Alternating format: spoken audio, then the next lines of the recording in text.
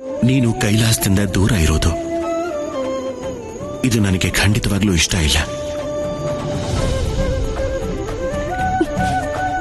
ನನ್ನ ಮೇಲೆ ಇಷ್ಟೊಂದು ಪ್ರೀತಿನ? ಖಂಡಿತವಾಗ್ಲೂ.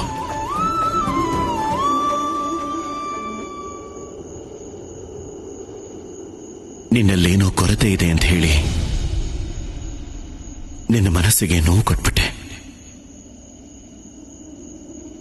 ಅದಕ್ಕೆ ನಾನು ನಿನ್ನ ಕ್ಷಮೆ ಕೇಳ್ತೀನಿ.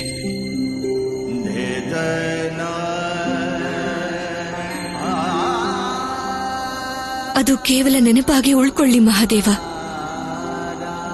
ಆ ಘಟನೆ ನದಿ ನೀರು ಹೇಗ್ ಹರಿಯತ್ತೋ ಹಾಗೆ ಬಂದು ಹರ್ಕೊಂಡು ಹೊರಟೋಯ್ತು. ಅಲೆಗಳು ಮೂಡೋದು ಇಲ್ಲ, ಮೂಡಿದ್ರು ಮತ್ತೆ ಕಾಣಿಸೋದು ಇಲ್ಲ. ಅಂದಮೇಲೆ ಯಾಕೆ ನೆನಪು ಮಾಡ್ಕೋಬೇಕು? ನನ್ನಲ್ಲಿ ಕೊರತೆ ಇದ್ರು ನಾನು ನನ್ನ ಶಿವನ ಶಕ್ತಿನೇ ತಾನೆ. ನನ್ನ ಪಾಲಿಗೆ ಅದೇ ತುಂಬಾ ದೊಡ್ಡದು. ಮತ್ತೆ ಈಗ ನನ್ನ ಷರತ್ತನ್ನ ಒಪ್ಕೊಂಡು ನಿಮಗೆ ನನ್ನ ಮೇಲಿರೋ ಪ್ರೀತಿನ ನೀವು ನಿರೂಪಿಸಿದ್ದೀರಾ ಮಹಾದೇವ. ಇದೇ ನನ್ನ ಸೌಭಾಗ್ಯ. ಸತ್ಯ ಏನು ಅಂದ್ರೆ ನನಗೆ ನಿಮ್ಮಿಂದ ದೂರ ಇರೋದಕ್ಕಾಗೋದಿಲ್ಲ. ನಿನ್ನಿಂದ ನಾನು ಕೂಡ ದೂರ ಇರೋಕ್ಕಾಗೋಲ್ಲ ಪಾರ್ವತಿ. ಯಾವುದೇ ಕಾರಣಕ್ಕೂ ಸಾಧ್ಯ ಇಲ್ಲ. ಆದ್ರೆ ನಿನ್ನ ಷರತ್ತನ್ನ ನಾನು ಪೂರ್ತಿ ಮಾಡೋದಕ್ಕೆ ನಾಳೆ ನಾನು ಹೋಗಿ ಮತ್ತೆ ಹಿಂದಿರುವುದಕ್ಕೆ ತಡ ಆಗೋದ್ರೆ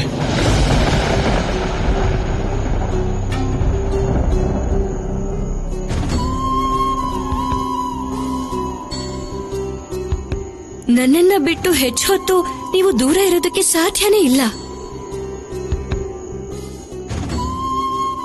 ಅದು ಅಲ್ಲದೆ ನೀವು ಒಂದು ಪರೀಕ್ಷೆ ಮಾಡೋದಕ್ಕೆ ಹೋಗ್ತಿದ್ದೀರಾ. ಎಷ್ಟು ಸಮಯ ಆಗುತ್ತೆ? ಪಾರ್ವತಿ, ಪರೀಕ್ಷೆ ಮಾಡೋನು ಕೂಡ ಪರೀಕ್ಷೆಯನ್ನ ಎದುರಿಸಬೇಕಾಗತ್ತೆ.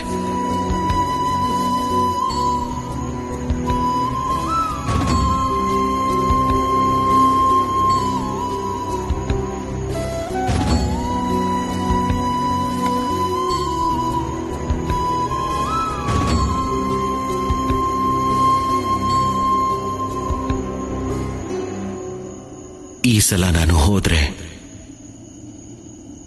ಮತ್ತೆ ಹಿಂದಿರುಗಿ ಬರೋದಕ್ಕೆ ಖಂಡಿತವಾಗ್ಲೂ ಸಾಧ್ಯ ಆಗೋದಿಲ್ಲ.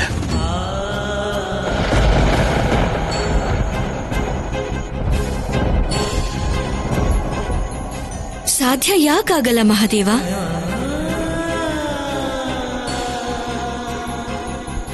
ಕೆಲವೊಂದ್ಸಲ ಪರೀಕ್ಷೆಗೆ ಹೆಚ್ಚು ಸಮಯ ತಗೊಳುತ್ತೆ. ಹಾಗೆ ನಿರೀಕ್ಷೆನೂ ಕೂಡ.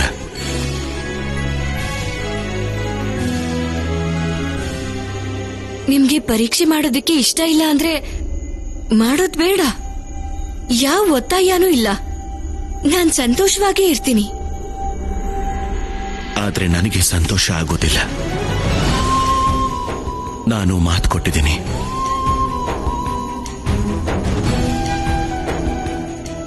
ಹಾಗಾಗಿ ಅದನ್ನ ಪೂರ್ತಿ ಮಾಡೋದು ಬಹಳ ಅವಶ್ಯಕ. ಎಂಥ ಸಂದರ್ಭ ಆದ್ರೂ ಸರಿ, ಎಂಥ ಪರಿಸ್ಥಿತಿ ಆದ್ರೂ ಸರಿ.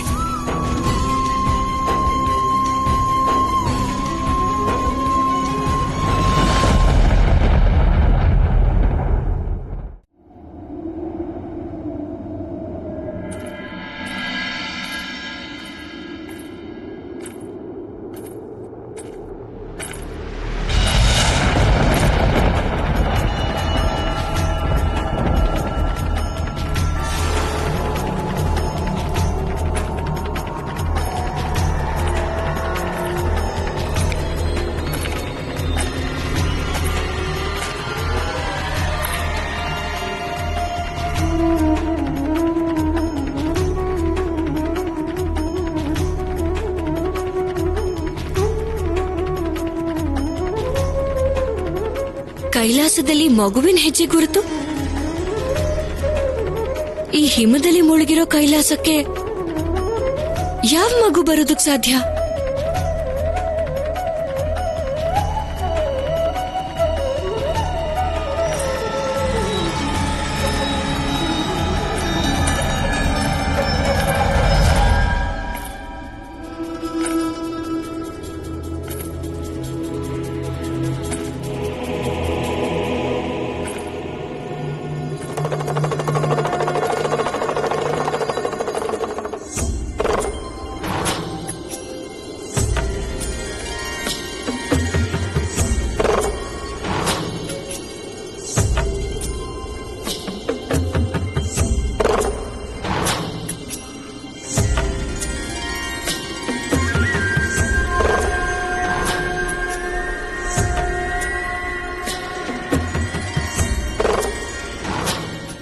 ಮಗು, ನಿನ್ನ ಪರಿಚಯ ಮಾಡ್ಕೋ.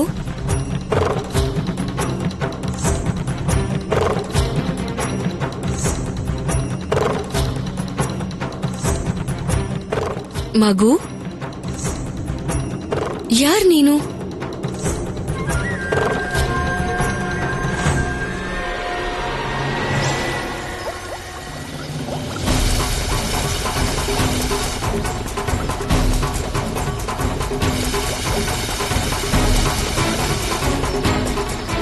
ಇದೆಂಥ ವಿಚಿತ್ರವಾದ ಕನಸು. ಮಹಾದೇವನನ್ನ ನಾನು ಬಾಲ ರೂಪದಲ್ಲಿ ಯಾಕೆ ನೋಡ್ದೆ?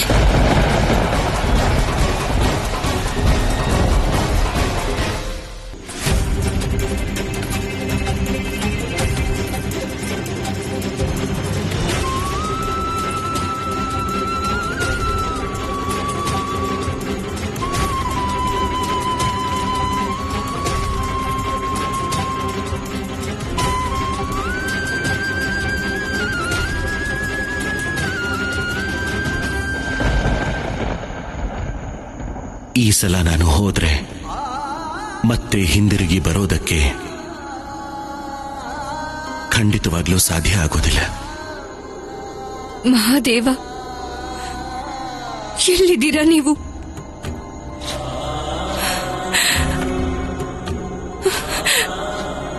ಮಹಾದೇವ,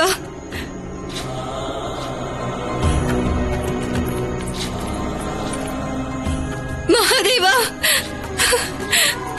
ಎಲ್ಲಿದ್ದೀರಾ ನೀವು?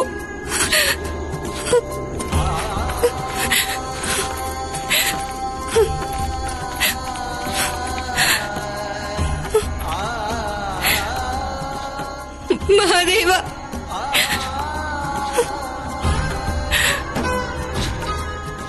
ಮಹಾದೇವ, ನೀವು ಹೀಗೆ ಕಾಣಿಸ್ದೇ ಇರೋದು,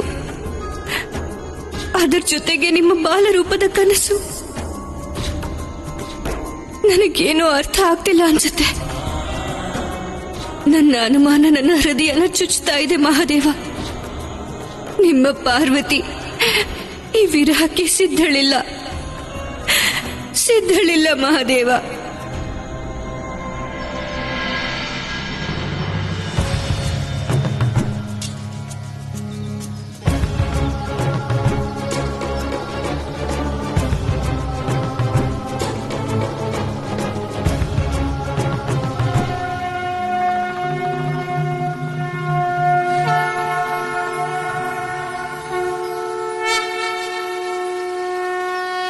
ಮಹಾದೇವ,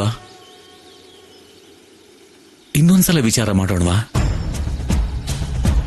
ಈ ಘಟನೆಗಳೇನಾದ್ರೂ ನಡೆದ್ರೆ ಇಡೀ ಜಗತ್ತಿನ ದಿಕ್ಕುಗಳು ಸದಾಕಾಲಕ್ಕೆ ಬದಲಾಗಿ ಹೋಗುತ್ತೆ.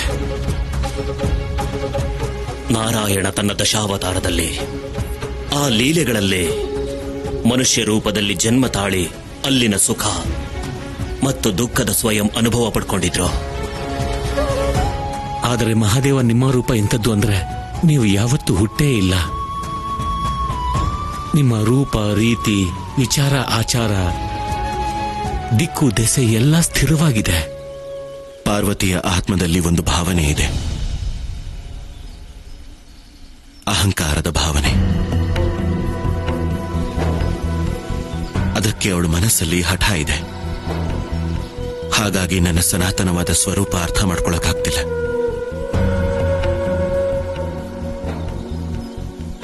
ಇನ್ನೊಂದು ಕಡೆ ಮಾತೆ ಅನಸೂಯ ಸಂಕಲ್ಪ ಮಾಡಿದಾಳೆ. ತ್ರಿಮೂರ್ತಿಗಳನ್ನ ಪುತ್ರರಾಗಿ ಪಡೆಯೋ ತಪಸ್ಸಿಗೆ ನಾವು ಬೆಲೆ ಕೊಡಬೇಕು.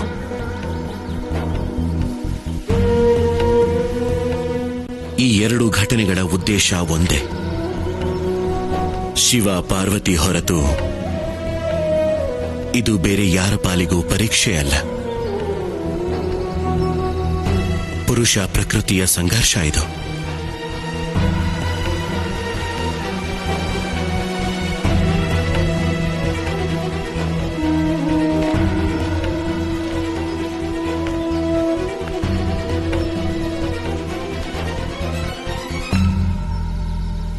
ಭಿಕ್ಷಾಂ ದೇಹಿ ಮಾತಾ. ಭಿಕ್ಷಾನ್ ದೇಹಿ ಮಾತಾ.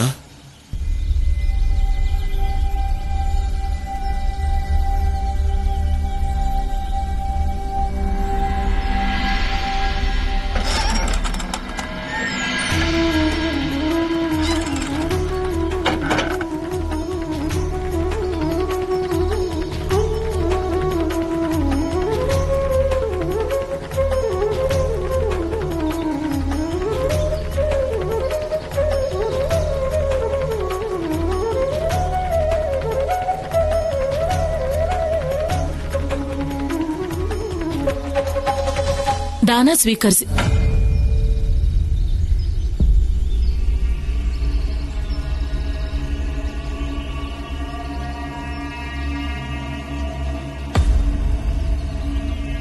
ನಾವು ವಸ್ತು ಪದಾರ್ಥಗಳನ್ನು ಸ್ವೀಕರಿಸೋದಿಲ್ಲ. ದಿಗಂಬರ ಪರಂಪರೆಯವರು ನಾವು. ನಮ್ಮ ಷರತ್ತಿಗೆ ತಕ್ಕ ಹಾಗೆ ಭೋಜನ ಹಾಕಿ ಸಂತೋಷದಿಂದ ಆಶೀರ್ವಾದ ಮಾಡ್ತೀವಿ.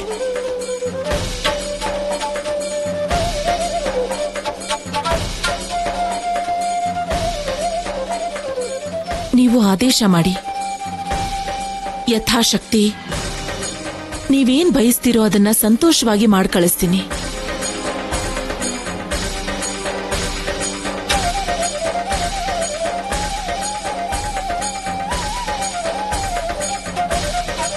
ನೀವು ಒಳಗ್ ಬನ್ನಿ, ನಾನು ಭೋಜನದ ವ್ಯವಸ್ಥೆ ಮಾಡ್ತೀನಿ.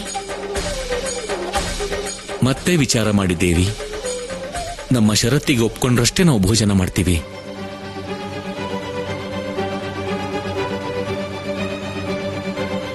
ನಿಮ್ಮಂಥ ಮಹಾನ್ ಋಷಿಗಳ ಸೇವೆ ಮಾಡೋ ಭಾಗ್ಯನ ನಾನು ಯಾವತ್ತೂ ಕಳ್ಕೊಳ್ಳೋದಿಲ್ಲ. ನಿಶ್ಚಿಂತೆಯಿಂದ ಇರಿ. ಒಳಗ್ ಬನ್ನಿ, ನಾನು ಭೋಜನದ ವ್ಯವಸ್ಥೆ ಮಾಡ್ತೀನಿ.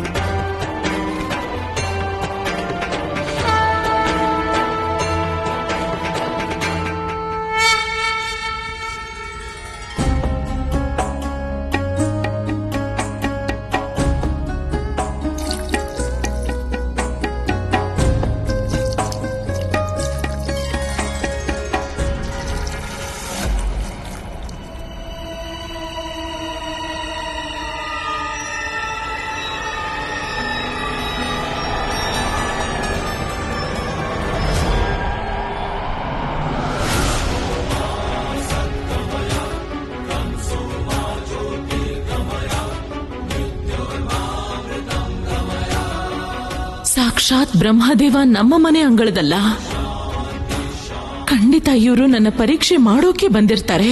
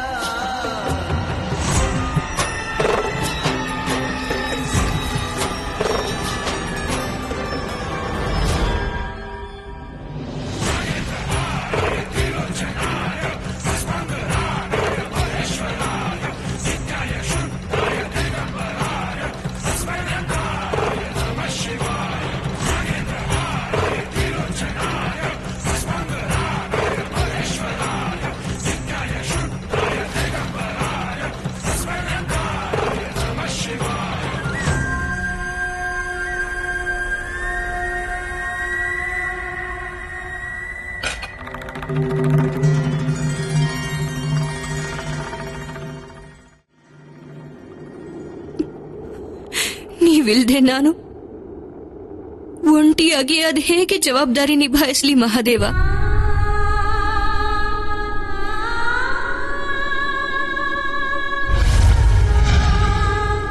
ದೇವಿ ಪಾರ್ವತಿ, ನೀನು ಯಾವ ಚಿಂತೆಲಿದ್ಯಾ? ಖಂಡಿತ ಎಲ್ಲೋ ಏನೋ ಅನರ್ಥ ಆಗಿದೆ ಲಕ್ಷ್ಮಿ. ಏನೂ ಅನರ್ಥ ಆಗ್ತಾ ಇಲ್ಲ. ನಾವು ಅಂದ್ಕೊಂಡ ಹಾಗೆ ಎಲ್ಲಾನು ಒಳ್ಳೇದೇ ಆಗ್ತಾ ಇದೆ ಪಾರ್ವತಿ. ಸರಸ್ವತಿ ಸರಿಯಾಗಿ ಹೇಳ್ತಿದ್ದಾಳೆ ಪಾರ್ವತಿ. ನೀನೀ ಷರತ್ತನ್ನ ಹಾಕದೇ ಇದ್ದಿದ್ರೆ ತ್ರಿಮೂರ್ತಿಗಳು ಭೂಲೋಕಕ್ಕೆ ಹೋಗ್ತಿದ್ರಾ? ಈ ಪರೀಕ್ಷೆ ಮಾಡ್ತಿದ್ರಾ?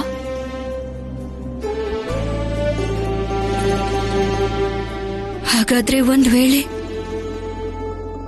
ನಮ್ಮ ಹಠ ಮತ್ತೆ ಅಹಂಕಾರದಿಂದ ನಾವು ಒಬ್ಬ ಸ್ತ್ರೀಯನ್ನ ಕೆಟ್ಟದಾಗಿ ನೋಡೋ ಪ್ರಯತ್ನ ಏನಾದ್ರೂ ಮಾಡಿದ್ವಾ? ನೀನು ತುಂಬಾ ಚಿಂತೆ ಮಾಡ್ಬೇಡ ಪಾರ್ವತಿ. ನಾವು ಯಾವ ತಪ್ಪನ್ನೂ ಮಾಡಿಲ್ಲ. ಹಾಗಿದ್ದ ಮೇಲೆ ಯಾಕೆ ನನ್ನ ಮನಸ್ಸಿಗೆ ಪದೇ ಪದೇ ಗೊಂದಲ ಆಗ್ತಿದೆ? ಯಾಕೆ ಪದೇ ಪದೇ ನನ್ನ ಮನಸ್ಸಿಗೆ ಅಪರಾಧಿ ಪ್ರಜ್ಞೆ ಕಾಡ್ತಿದೆ? ತಪ್ಪು ನಂದೆ ಅಂತ ನನಗೆ ಯಾಕೆ ಅನ್ನಿಸ್ತಿದೆ? ಯಾಕೆ?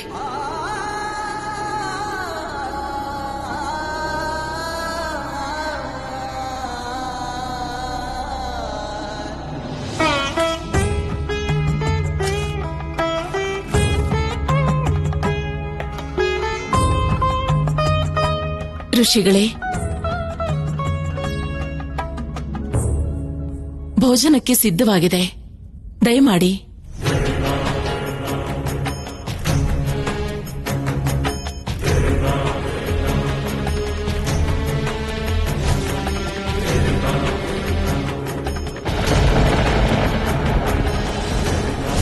ಇದೆಂಥ ಪರೀಕ್ಷೆ ಮಾಡೋಕ್ ಹೇಳಿದ್ಯಾ ಪಾರ್ವತಿ? ಮಾತೆಯಂತಹ ಅನಸೂಯ ಎದುರಿಗೆ ನಿರ್ವಾಣ ಭಿಕ್ಷೆನ? ಭೋಜನ ಸಿದ್ಧವಾಗಿದೆ ಋಷಿಗಳೇ, ದಯಮಾಡಿ.